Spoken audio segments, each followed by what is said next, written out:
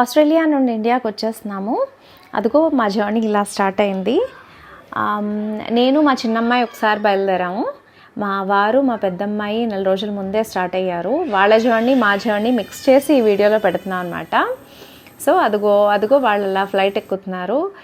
So నేనేమో Singapore ఎయిర్లైన్స్లో Vizag వరకు నా జర్నీ మా అమ్మగారింటికి.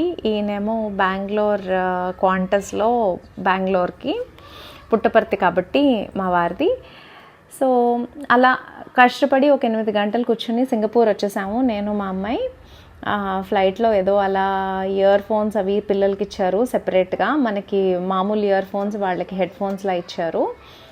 సో ఏదో కొద్దిసేపు టీవీ చూస్తూ, కొద్దిసేపు అవి ఇవి తింటూ, అలా కొద్దిసేపు పడుకుని మొత్తానికి ఎలాగో ఒకలాగా సింగపూర్ వరకు మేము రాగలిగాము. ఇదిగో మా అమ్మాయి మా వారు, మా పెద్దమ్మాయి ఉండడం ఉంటుంది కానీ అది బేబీలాగే. అదిగో పాస్తా, పిల్లలకి ఫుడ్ మెయిన్ పాస్తా అది ఇస్తారనమాట. వాళ్ళు ఈజీగా తినడానికి మధ్య మధ్యలో స్నాక్స్ ఏదో ఒకటి ఫుడ్ తెచ్చిస్తూనే ఉంటారు. మీలో చాలామందికి తెలిసే ఉంటుంది, రకరకాల డ్రింక్స్ ఆప్షన్స్ అన్నీ ఉంటాయి, జ్యూసెస్ అన్నీ ఉంటాయి. సో అలా టీవీ ఎవరి మటుకు వాళ్ళు చక్కగా టీవీ చూసుకునేలాగా ఉంది ఇంటర్నేషనల్ ఫ్లైట్లో. బట్ సింగపూర్ టు వైజాగ్ మళ్ళీ మామూలుగా ఉంది, ఎవ్రీథింగ్ అన్నీ ఆప్షనల్, బ్లాంకెట్తో సహా ఏమీ ఇవ్వరు. ఇదిగో ఇది సింగపూర్ ఎయిర్పోర్ట్ అనమాట. సో ఇక్కడికి వచ్చాక మనం ఫ్లైట్ మారాలి కదా, అంటే సింగపూర్ నుంచి వైజాగ్ వెళ్ళే ఫ్లైట్ ఎక్కాలి. దానికి మనం స్కై ట్రైన్లో వెళ్ళాలి, అంటే దూరం ఉంటుంది ఒక టర్మినల్ నుండి ఇంకో టర్మినల్కి.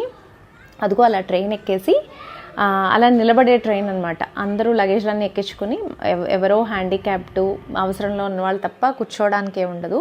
జస్ట్ 2-3 మినిట్స్లో వెళ్ళిపోతాం ఆ టర్మినల్కి. ఫైనల్గా ఇదిగో వైజాగ్ దిగిపోయాం అనమాట. నేను రాగానే మా మేనల్లుళ్ళు మా తమ్ముడు నన్ను పిక్ చేసుకున్నారు. అప్పటికే రాత్రి 11:30 అయింది. అటుపక్క మా అమ్మాయి ఏమో వాళ్ళ నాన్నమ్మ ఇంటికి వెళ్ళిపోయింది. సో వాళ్ళ హడావిడి వాళ్ళదన్నమాట, వాళ్ళ ప్రేమ, వాళ్ళ హడావిడి అలా జరిగింది.